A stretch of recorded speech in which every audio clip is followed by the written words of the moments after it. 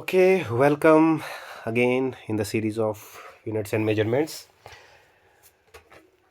पिछले वीडियो में हमने इस चैप्टर के कुछ प्रॉब्लम्स किए थे, कुछ एग्जांपल्स किए थे, जिसमें मैंने आपको समझाया था कि हम एक सिस्टम ऑफ यूनिट से दूसरे सिस्टम ऑफ यूनिट में किस तरह से कन्वर्ट होते हैं, ट्रांसफ़र होते हैं। ठीक है। आज जो है हमारा वेरी इंपॉर्टेंट टॉपिक चलेगा, दैट इज़ डायमेंशन एनालिसिस, जिसमें हम सीखेंगे कि डायमेंशंस क्या होता है। ये बहुत इंपॉर्टेंट टॉपिक है एग्जाम पॉइंट ऑफ व्यू से। इसमें हमने सबसे पहले सीखना है फिजिकल क्वांटिटी की डायमेंशन क्या होती है। What is the dimension of a physical quantity. Okay, so चलिए शुरू करते हैं। मैं आप सब लोगों से रिक्वेस्ट करूंगा कि आप चैनल को सब्सक्राइब करें और वीडियो को ज़्यादा से ज़्यादा शेयर करें। ठीक है, तो let us start. What is the dimension of a physical quantity. देखो, डायमेंशन वर्ड आपने मैथमेटिक्स में सुना होगा। मान लो मेरे पास ये एक रेक्टेंगल है, इस रेक्टेंगल की कुछ लेंथ होगी, कुछ ब्रेड्थ होगी, है ना। तो इसकी जो लेंथ और ब्रेड्थ होता है ना, उन्हीं को डायमेंशंस बोलते हैं, है ना। लेंथ और ब्रेड्थ है ना। अगर मान लीजिए कोई क्यूबॉइड है, 3 डायमेंशनल फिगर है, मतलब क्यूब है या क्यूबॉइड है, तो उसमें लेंथ, ब्रेड्थ और हाइट 3 चीज़ें होती हैं। तो यहाँ से हम एनालॉजी ले सकते हैं कि डायमेंशन का मतलब क्या है। देखो, डायमेंशंस वो चीज़ होती है जिनसे कोई डायमेंशन बेसिक चीज़ है, जिससे ये फिग जैसे यहाँ पर ये जो फिगर है ना रेक्टेंगल का, ये लेंथ और ब्रेड्थ से बना है। इसके अलावा इसमें कोई चीज़ नहीं। एक इसकी लेंथ ब्रेड्थ, एक इसकी लेंथ है और इसकी ब्रेड्थ है। ये क्यूब है या क्यूबॉइड है, इसकी लेंथ भी है, ब्रेड्थ भी और हाइट भी है। तो ये 3 तरह के बेसिक चीज़ों से मिलके बनी हुई है, और इन्हीं बेसिक यही जो बेसिक मेजरमेंट्स हैं, इनको हम डायमेंशंस बोलते हैं ना। मतलब अगर आपको रेक्टेंगल के बारे में पूरी जानकारी चाहिए तो आपको उसकी लेंथ और ब्रेड्थ को मेजर करने की ज़रूरत है, बाकी कुछ नहीं। डायगोनल मेजर करने की ज़रूरत नहीं है, नथिंग एल्स। तो जो बेसिक चीज़ें मेजर करने की ज़रूरत है, जिससे आपको पूरी जानकारी मिलेगी, उनको हम डायमेंशंस बोलते हैं ना मैथमेटिक्स के। तो सेम एनालॉजी यहाँ पर भी है, फिजिक्स में भी। अगर आप एक फिजिकल क्वांटिटी लेते हैं, अगर आप एक फिजिकल क्वांटिटी लेते हैं, वो फिजिकल क्वांटिटी बनी होती है बेस क्वांटिटीज से। किससे बनी होती है? बेस क्वांटिटीज से। मैंने आपको बताया था कि कोई भी क्वांटिटी वो बेस क्वांटिटीज़ की टर्म्स में हम उनको लिख सकते हैं ना। तो फिजिकल क्वांटिटी जो है वो बेस क्वांटिटीज से मिलके बनी होती है ना। मतलब जो बेस क्वांटिटीज़ हैं उनकी पावर्स, कुछ पावर्स लेके मल्टीप्लाई किया होता है तो एक नई क्वांटिटी बनती है ना। तो किस फिजिकल क्वांटिटी में बेस क्वांटिटी की कितनी पावर है, उसी को हम डायमेंशन बोलते हैं ना। तो डेफिनेशन में ऐसे लिखूंगा मैं। डायमेंशन का मतलब होता है it is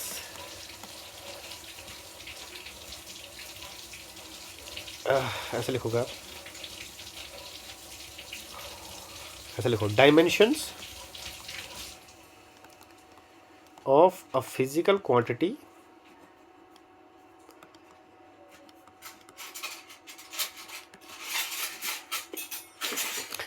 are the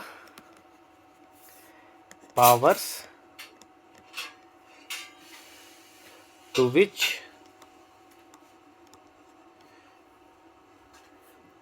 the units of base quantities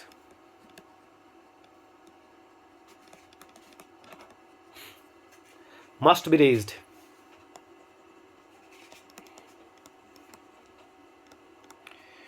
to represent that quantity।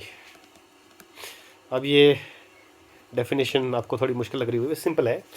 मतलब किसी फिजिकल क्वांटिटी को रिप्रेजेंट करने के लिए बेस क्वांटिटी के यूनिट्स की जितनी पावर देनी पड़ेगी ना, वो पावर्स कहलाती है डायमेंशंस।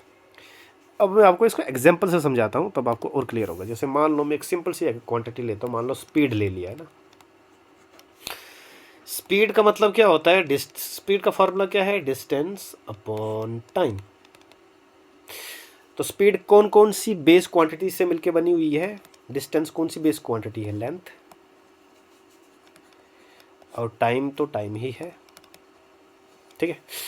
अगर मैं लेंथ को कैपिटल एल से डिनोट करूं और टाइम को कैपिटल टी से, है ना, तो मैं इसको ऐसे ले सकता हूँ, एल टी की पावर -1। टी को मैंने ऊपर ला लिया तो -1 पावर हो गई। एल की पावर कितनी है? 1, ठीक है ना। तो देखो, इसका मतलब है स्पीड में हमारे पास 2 फंडामेंटल क्वांटिटीज़ आ रही हैं, एक एल और एक टी, लेंथ और टाइम। लेंथ की पावर 1 है, टाइम की पावर -1 है। तो ये 1 और ये -1, ये जो नंबर्स हैं इन्हीं को हम बोलते हैं डायमेंशंस। इन्हीं को क्या बोलते हैं? डायमेंशंस। मतलब मैं ऐसे कहूँगा कि स्पीड क्वांटिटी जो है उसकी लेंथ में 1 डायमेंशन है और टाइम में उसकी कितनी डायमेंशन है? -1। ठीक है। लेकिन हमारे पास दूसरी भी तो फिजिकल क्वांटिटीज़ हैं फंडामेंटल, जैसे मास हो गया, तो वो तो इसमें है ही नहीं। जैसे मास है ही नहीं, तो जो क्वांटिटी है ही नहीं इसका मतलब उसका पावर 0 है ना। तो मैं ऐसे ऐसे लिख सकता हूँ थोड़ा सा, देखो ये मैं ऐसे करता हूँ।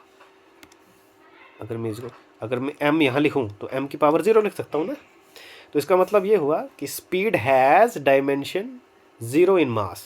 स्पीड की मास में कितनी डायमेंशन होती है? 0। लेंथ में कितनी डायमेंशन है? 1। और टाइम में कितनी डायमेंशन है? -1। समझ आ रही बात आपको? इसी तरह से मैं दूसरी क्वांटिटी लेता हूँ। मान लो मैंने ले लिया भाई फोर्स है ना। तो फोर्स क्या होता है? फोर्स का फार्मूला क्या है? मास इंटू एक्सेलरेशन, है ना। Mass into acceleration. ये मास इंटू, अब एक्सेलरेशन आपको पता है, एक्सेलरेशन क्या होता है? Acceleration is velocity upon time. ठीक है। अब देखो, again I can write it as mass into velocity, क्या होता है? Displacement upon time. That is, displacement को मैं एस लिख देता हूँ ना, एस अपॉन टी, और एक टी और भी है, टी। तो देखो, अब मास कौन सी क्वांटिटी है, कौन सी बेसिक क्वांटिटी, फंडामेंटल क्वांटिटी है? तो मास है, एम लिखेंगे। एस वो डिस्प्लेसमेंट आ गया। डिस्प्लेसमेंट कौन सी फंडामेंटल क्वांटिटी है? लेंथ, तो मैं एल लिख दूंगा। ठीक है। नीचे दोनों टाइम है तो टाइम की पावर 2 लिख दूंगा, है ना। तो ये बनेगा m का पावर 1, l का पावर 1, t का पावर -2 लिख सकते हैं ना। तो देखो, इसका मतलब ये हुआ कि फोर्स जो क्वांटिटी है उसका मास में कितना डायमेंशन है? 1। लेंथ में कितना डायमेंशन है? 1।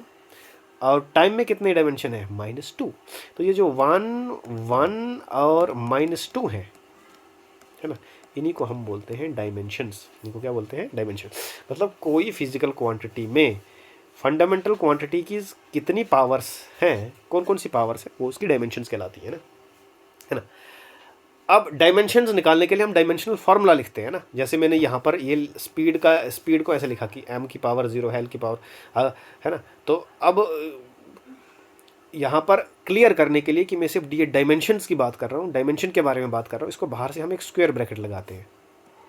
इन स्क्वायर ब्रैकेट का बस इतना काम होता है, जैसे ही मैंने स्क्वायर ब्रैकेट लगाया, इसका सीधा सा मतलब होता है कि हम यहाँ पर कोई मैथमेटिक्स नहीं कर रहे, हमने यहाँ पर सिर्फ डायमेंशंस निकाले हैं। डायमेंशन को निकालने के लिए ये लिखा है।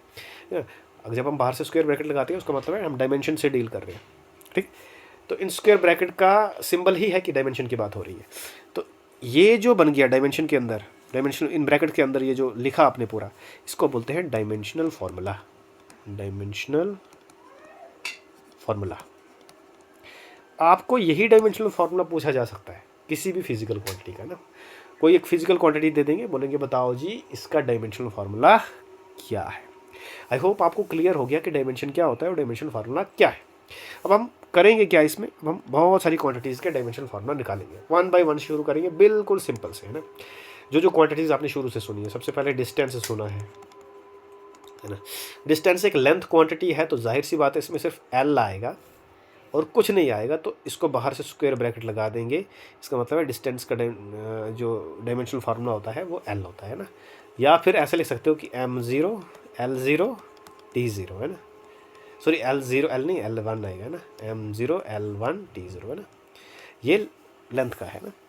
चलिए जी, डिस्प्लेसमेंट, ये भी आपने 9th में पढ़ा है, ये भी एक क्वांटिटी है। डिस्प्लेसमेंट भी तो लेंथ ही होती है, तो इसका डायमेंशनल फार्मूला भी एल ही आएगा। ठीक है। Again you can write it as m0 lt0। अब आप बोलोगे कि mlt ही क्यों लिख रहे हो, 7 फंडामेंटल क्वांटिटीज़ हैं, लेकिन ये मैकेनिक्स की क्वांटिटीज़ हैं तो इसमें सिर्फ mlt लिखने की ही ज़रूरत है, क्योंकि मैकेनिक्स में 3 ही फंडामेंटल क्वांटिटीज़ होती हैं। ओके, पहले हम मैकेनिक्स की बात करेंगे, फिर मैं कुछ और आगे जब बात होगी तो और क्वांटिटीज़ की बात करेंगे ना। डिस्प्लेसमेंट के बाद चलिए जी, स्पीड का तो हम अभी निकाले थे। स्पीड डिस्टेंस अपॉन टाइम होती है, डिस्टेंस अपॉन टाइम इसका फार्मूला है। तो डिस्टेंस का तो अभी निकाला आपने, एल होता है, टाइम का टी होता है तो बनेगा LT की पावर -1। ये आएगा इसका डायमेंशनल फार्मूला, जिसको आप ऐसे भी लिख सकते हो m0 LT -1। ठीक, इसी तरह से चलेंगे नेक्स्ट पे, वेलोसिटी की बात करते हैं। वेलोसिटी होता है डिस्प्लेसमेंट अपॉन टाइम।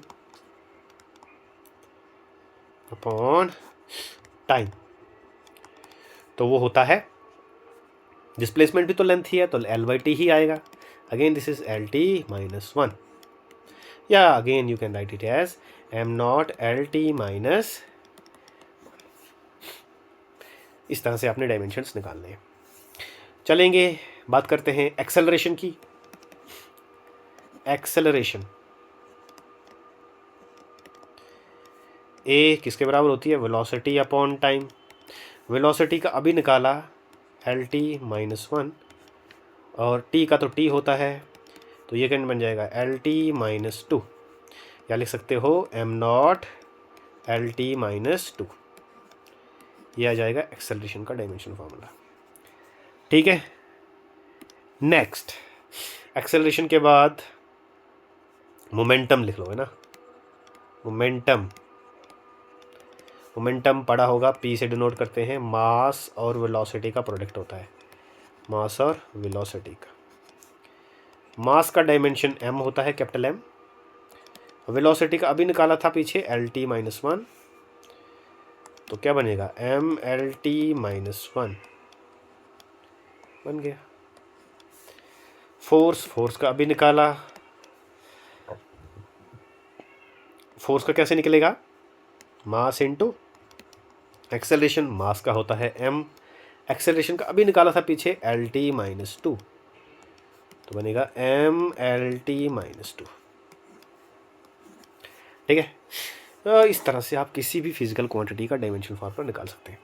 अब मैं कुछ क्वांटिटीज़ का डायमेंशन फार्मूला आपको पूछता हूँ, आप निकालना घर में, फिर हम नेक्स्ट वीडियो में उन सभी के निकालेंगे। लेकिन मैं अभी एज ए होमवर्क आपको दे देता हूँ कि आप इन सभी क्वांटिटीज़ के डायमेंशन फार्मूला निकालिएगा, है ना। तो चलिए जी, 1 बाय 1 हम जो है कुछ क्वांटिटीज़ यहाँ पे लिखते हैं।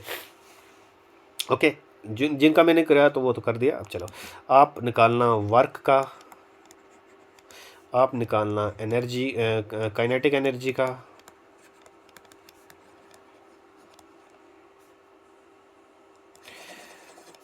ENERG, काइनेटिक एनर्जी का, पोटेंशियल एनर्जी का निकाल सकते हो, है ना। पावर का, ठीक है। उसके बाद आप निकालना भाई एंगुलर डिस्प्लेसमेंट का, ठीक है। एंगुलर वेलोसिटी का, एंगुलर एक्सेलरेशन का, ठीक है ना, फ्रीक्वेंसी का, ठीक है। उसके बाद एंगुलर मोमेंटम का,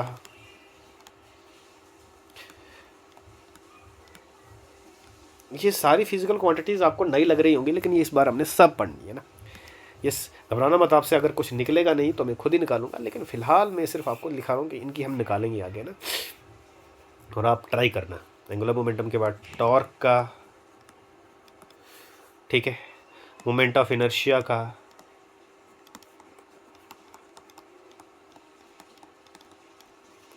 ठीक है। फिलहाल इतने काफ़ी हैं, एटसेट्रा लिख देता हूँ मैं। इन सब का आप ट्राई करना, नहीं निकलेगा तो हम खुद निकालेंगे। मैं मतलब नेक्स्ट वीडियो में इन सब का बताऊँगा मैं, लेकिन आप खुद भी ट्राई करना, ठीक है ना, वरना ये वीडियो लंबा हो जाएगा, तो मैं लंबा नहीं करना चाहता इसको। नेक्स्ट वीडियो में इन सब के निकालेंगे, और हम कुछ स्पेशल कॉन्स्टेंट्स के भी डायमेंशनल फार्मूला निकाल के दिखाएंगे। कौन कौन से कॉन्स्टेंट, जी जैसे universal gravitation constant, Planck constant, है ना, कोफिशिएंट ऑफ विस्कोसिटी, ये बहुत इंपॉर्टेंट हैं जो पूछे जाते हैं एग्जाम में, है ना। कोफिशिएंट ऑफ थर्मल कंडक्टिविटी, बहुत सारे कोफिशिएंट्स हैं, कॉन्स्टेंट्स हैं ये, जिनके हम डायमेंशनल फार्मूला निकालेंगे। ठीक है, आई होप आपको क्लियर हो गया डायमेंशन क्या है। जब हम डायमेंशनल फार्मूला निकालेंगे उसके बाद हम इनका यूज़ देखेंगे कि डायमेंशंस के क्या यूजेस हैं, जिसमें हम 3 इसकी एप्लीकेशन पढ़ेंगे, लेकिन वो होगी नेक्स्ट वीडियो में। आज इतना ही रख लीजिए। नेक्स्ट वीडियो में हम इसकी आगे ही बात करेंगे। Thank you so much.